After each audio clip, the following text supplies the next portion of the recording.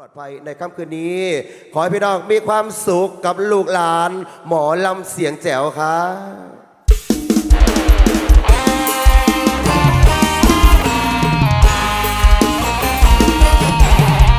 กลมมาหลวงมาจากสร้างเมือง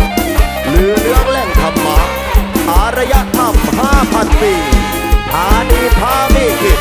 ธรรมชาติเนรมิตทะเลบัวแดงแหล่งศรัทธาศรีสุโธ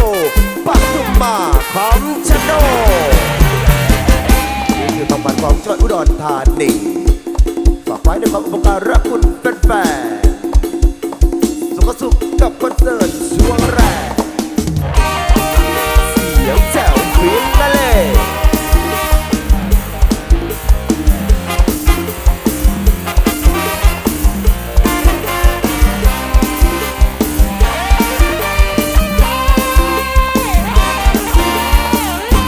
ขอบคุณไลฟ์สดจากทีมงานอินดี้สมาย